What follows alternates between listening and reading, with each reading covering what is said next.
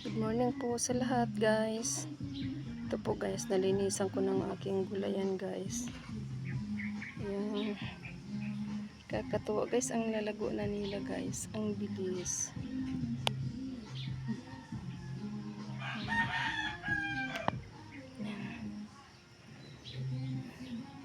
Shout out ho pala sa lahat ng umiinom ng herbal na gamot. Ipapakita ko sa inyo guys. Ito guys yung tawa-tawa, hindi ko ginamas guys. Ito yung gamot guys sa mga dinggi. Malalagnat yan. Yan. Eh, hindi ko ginagamas. Mapapakinabangan din yan. Yan. Ito guys. Yan. Tawa-tawa yan guys. Ang tawag niyan. Pag may mga dinggi, gamot din yan. Ito naman guys. Ito ang tinatawag na sampalukan. Sa mga matataas ang presyon. Ito ininom kasi guys ng aking asawa. Mataas lagi ang uric, ang BP. Ilalaga niya ito at iniinom. Yan. Ito, tawa-tawa ito guys. Kaya hindi ko binubunot. Eh, ang iba nga kung saang damuhan pa maghahanap, ay ito'y nasa harapan ko lang guys ng bahay. Yan. Yan po ang bahay namin guys. Ito lang ang aking mga tanim sa harapan. Yan.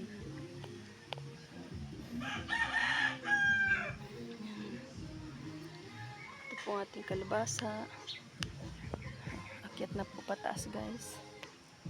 Yan. At ari pong punong ari guys. Ay may buko na. Ayan. May buko na kaso maluluyat ang buko. Lagi nakakalog. Nagsasampay kasi ako lagi dito ng mga damit.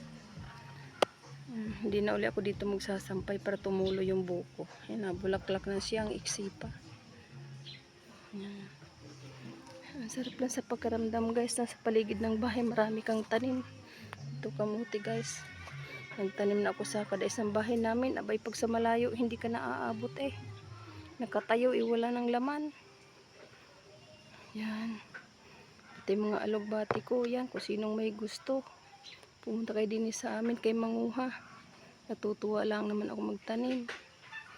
Yan. Pati mga saging. Tinanim ko na din sa malapit sa bahay. Abay sa malayo ay nananakaw eh. Yan. Kamuti. Ito po guys ang talong natin. Yan. Dahil pa rin bunga. Side na sa lupa. Yan. Yan. Hindi ka na